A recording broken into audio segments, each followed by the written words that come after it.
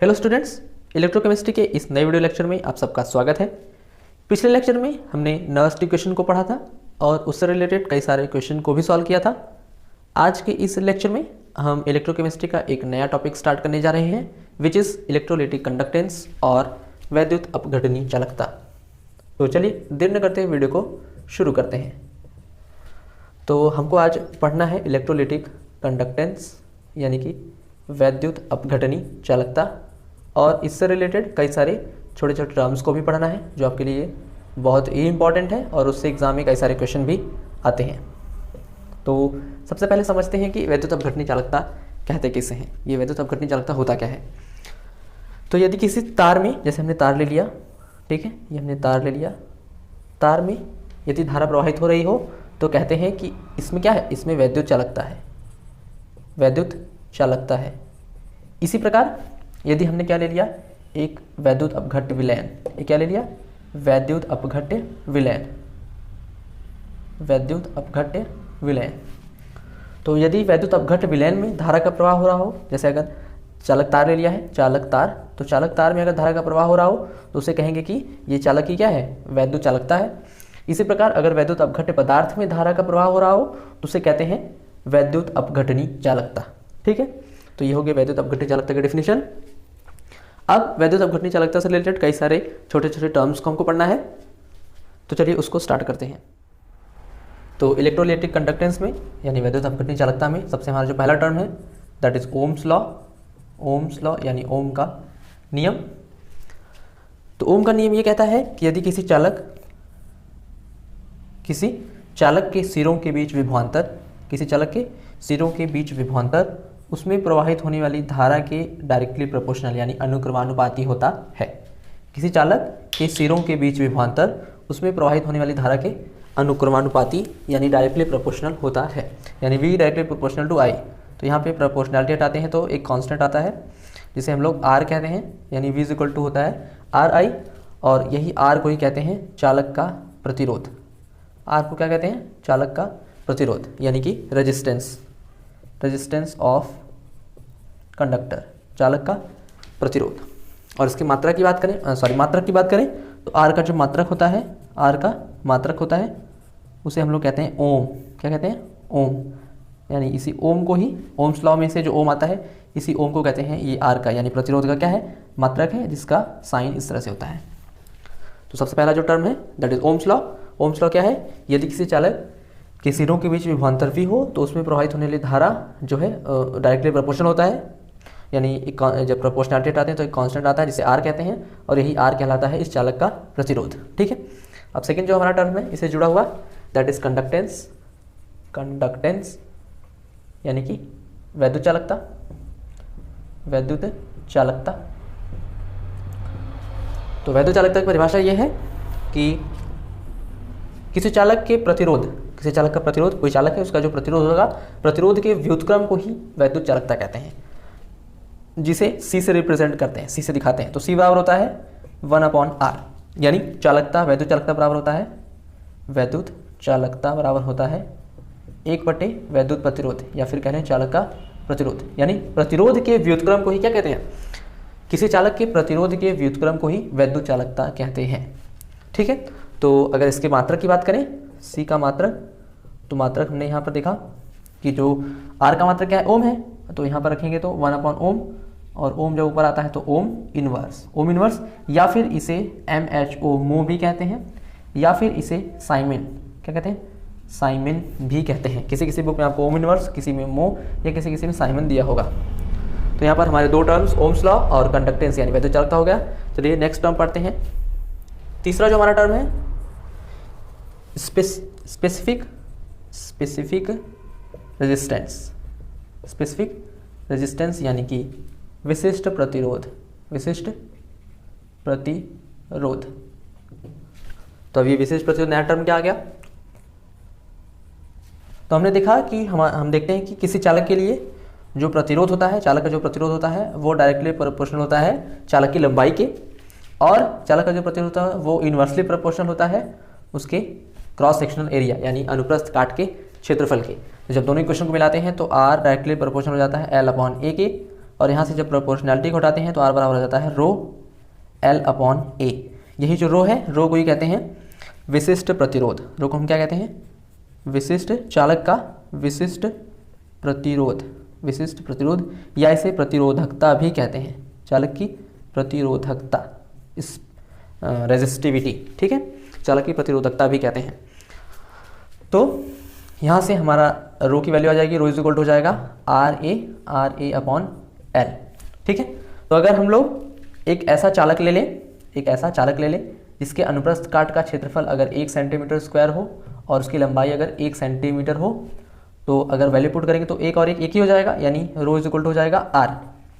तो यहाँ से हम विशिष्ट प्रतिरोधकता की परिभाषा बना सकते हैं कि यदि किसी चालक की लंबाई 1 सेंटीमीटर तथा उसके अनुप्रस्थ काट का क्षेत्रफल 1 सेंटीमीटर हो, तो चालक की प्रतिरोधकता उसके प्रतिरोध के बराबर होती है, ठीक है। यदि किसी चालक की लंबाई 1 सेंटीमीटर है और उसके अनुप्रस्थ काट का क्षेत्रफल 1 सेंटीमीटर स्क्वायर हो, तो जो चालक का प्रतिरोध होगा वही उसकी क्या कहलाती है? विशिष्ट प्रतिरोध या प्रतिरोधकता कहलाती है, ठीक है। अब हम चैप्टर पढ़ रहे हैं इलेक्ट्रोकेमिस्ट्री। क्या पढ़ रहे हैं?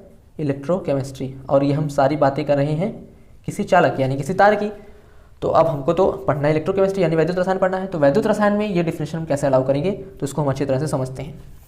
अभी तक हमने बात किया कि अगर हम कोई चालक ले लें, चालक की लंबाई 1 सेंटीमीटर ले लें, 1 सेंटीमीटर, और इसके अनुप्रस्थ काट का क्षेत्रफल 1 सेंटीमीटर स्क्वायर हो, तो उसमें उसका जो प्रतिरोध होगा वही उसकी विशिष्ट प्रतिरोधकता कहलाती है।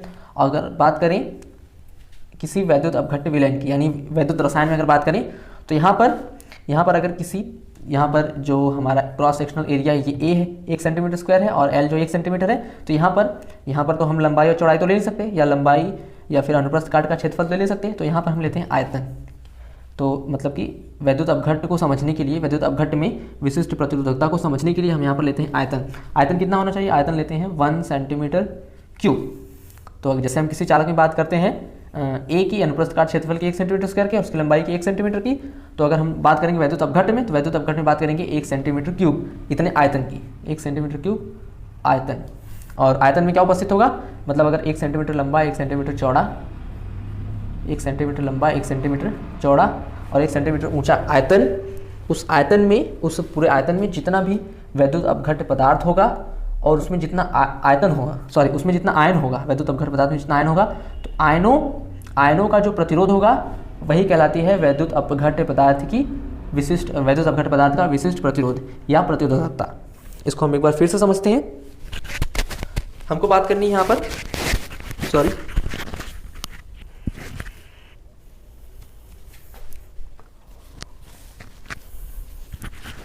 हमको यहाँ पर बात करनी है विशिष्ट प्रतिरोध उसके टर्म में, किसके? वैद्युत रसायन यानी वैद्युत अपघट्य के टर्म में।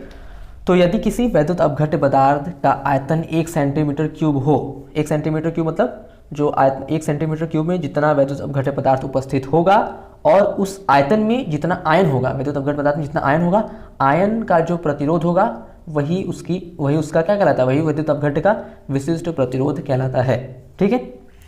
और अगर 1 सेंटीमीटर क्यूब, हमको पता है कि 1 सेंटीमीटर क्यूब बराबर होता है 1 ml, ठीक है। 1 सेंटीमीटर क्यूब में अगर 1 सेंटीमीटर लंबा, 1 सेंटीमीटर चौड़ा, 1 सेंटीमीटर ऊंचा अगर कोई आयतन बनाए, तो उसमें जो कोई भी द्रव्य पदार्थ आएगा वो 1 ml होगा। तो हम कह सकते हैं कि 1 ml वैद्युत अपघट्य पदार्थ के आयनों के प्रतिरोध को ही वैद्युत अपघट्य पदार्थ का विशिष्ट प्रतिरोध या प्रतिरोधकता कहते हैं।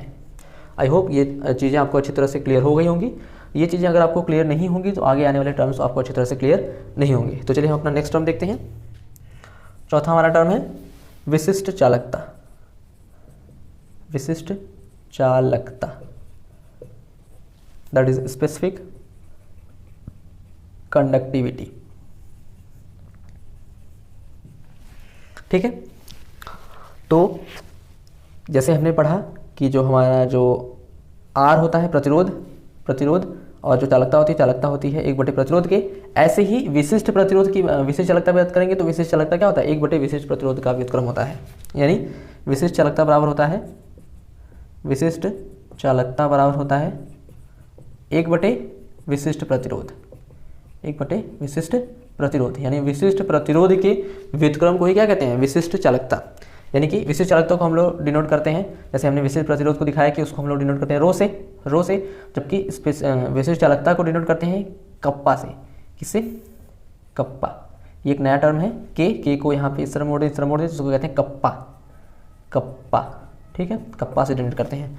तो यहाँ से कप्पा इज इक्वल टू होता है 1/रो। ठीक है, तो अगर रो की वैल्यू पुट करते हैं, यहाँ पर रो की वैल्यू अगर पुट कर देते हैं तो हमको पता है कि रो का मान होता है RA/L। RA/L अपॉन करेंगे तो L चला जाएगा ऊपर, यानी कप्पा इज इक्वल टू हो जाएगा L/RA। और अगर किसी चालक की बात करेंगे, किसी चालक के लिए तो 1/R को अलग कर लें और L/A को अलग कर लें।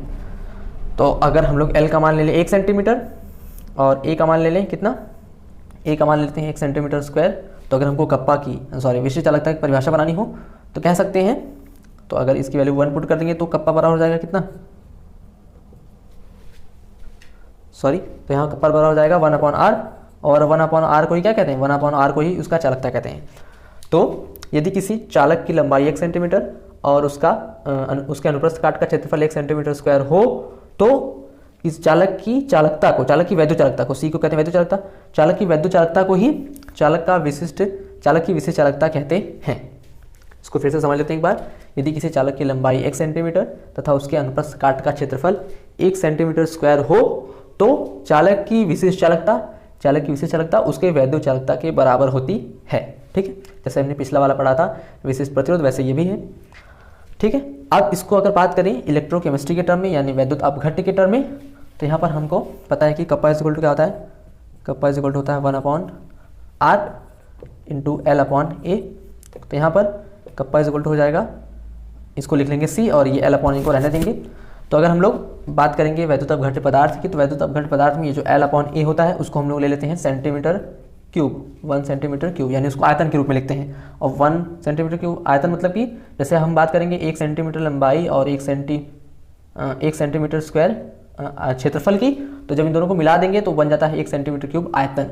1 सेंटीमीटर क्यूब आयतन, इन दोनों की बात करेंगे हम किसी चालक के लिए, और 1 सेंटीमीटर क्यूब की आयतन की बात करेंगे वैद्युत अपघट्य पदार्थ के लिए। तो यहाँ से अगर परिभाषा बनानी हो हमको विशिष्ट चालकता की और किसके टर्म में, वैद्युत अपघट्य पदार्थ के रूप में, तो यहाँ पे कहेंगे कि 1 सेंटीमीटर क्यूब आयतन या फिर 1 ml वैद्युत अपघट्य पदार्थ के आयनों की वैद्युत चालकता को, 1 ml वैद्युत अपघट्य पदार्थ के आयनों, मतलब कि 1 ml वैद्युत अपघट्य पदार्थ में जितना आयन उपस्थित है, या फिर कहें 1 सेंटीमीटर क्यूब आयतन में जितना आयन उपस्थित है, आयनों की चालकता को ही क्या कहते हैं, वैद्युत अपघट्य पदार्थ की विशिष्ट चालकता कहते हैं। आई होप आपको ये चीज़ें अच्छी तरह से क्लियर हो रही होंगी। तो अब पढ़ते हैं हमारा नेक्स्ट टर्म।